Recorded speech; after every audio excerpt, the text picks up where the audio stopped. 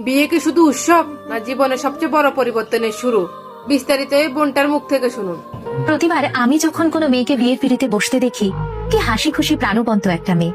সে হয়তো জীবনে কখনো অভাব দেখেনি, কখনো কর্কশ ভাষায় কারোর ধমক শোনেনি, অথবা হতে পারে সে নিজের বাড়িতে অনাদরে বড় হওয়া একটা মেয়ে, যে কিনা অচেনা একটা ছেলের কথায় পুরো পৃথিবী ছেড়ে দিয়ে চলে এসেছে একটু ভালোবাসার জন্য, একটা ভালোবাসার জন্য।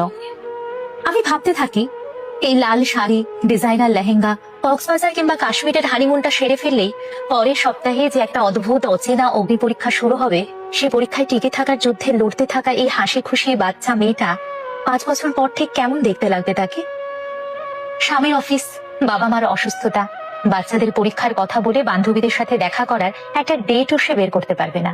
পৃথিবীতে টিকে থাকার এই বিচ্ছিরি প্রতিযোগিতায় সব মেনে নিতে নিতে আর সবকিছুর সাথে মানিয়ে নিতে নিতে 10 বছর পর এই হাস্যোজ্জ্বল চোখ দুটো জীবিত থাকবে তো, নাকি আর দেখবো না এই চোখ দুটো কোনোদিন? বিয়ের পর যে মেয়েটা বাবার বাড়ি থেকে বিদায় নিয়ে যায়, সে কি আর একইভাবে কখনো ফিরে আসে? প্রতিনিয়ত নিজেকে ভেঙে সেই ধ্বংসস্তূপের উপর সে আবার উঠে দাঁড়ায়। প্রতিবার বাবার বাড়িতে এলেই সবাই অবাক হয়ে যায়, আমাদের এইটুকু মেয়েটা আজ একা হাতে কত কিছু সামলাচ্ছে। প্রতি রাতে মেয়েটা নিজের মন নিজেই পড়ে, ভেঙে পড়ে, আবার উঠে দাঁড়ায়। কেউ কি জানে সে কথা? কেউ কি কখনো জানতে চায় পরের বার ও আসবে অন্য কোনো পরিচয়ে, অমুকের ছেলের বউ কিংবা অমুকের মা হয়ে? ওর নাম হবে তখন বউ, বৌমা। খুব ইচ্ছে করে এই মেয়েটাকে তার ওই মিষ্টি নামটা ধরে বারবার ডাকি। বিয়ে এমনি একটা পরীক্ষা, সংসার মানে আগুন পাখির সাথে খেলা করা। এই কথাগুলো কেউ বোঝে না, কিংবা হয়তো বোঝে কিন্তু কেউ বলে না। এই বিয়ে নামক বিষয়টা অদ্ভুত একটা জিনিস। সেখানে প্রবেশ করার আগে প্রফেশনাল পিরিয়ড নেই, কোনো ডিসক্লেমার নেই, নেই কোনো ট্রেনিং। হুট করে ঘুম থেকে উঠে মনে হয় জীবন আর জীবনাদর্শ দুটোই বোধহয় বদলে গেছে।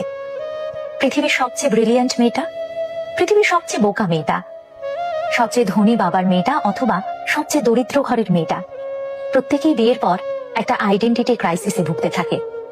মাথার উপর আকাশ ভেঙে পড়ে, পায়ের নিচ থেকে মাটি সরে যায়। 2 ঘন্টা রেস্টুরেন্টে হাত ধরে বসে থাকলে কেউ কখনো বলতে পারে না সেই মানুষটা এক ছাদের নিচে বসবাস করার সময় ঠিক কেমন সাপোর্টিভ হবে।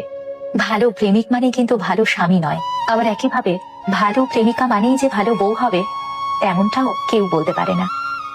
এ যেন সাক্ষাৎ একটা জুয়ো খেলা। যে জিতলো সে ভাগ্যের জোরে জিতলো, যে হারলো সেও আবার নিজের সেই হারলো।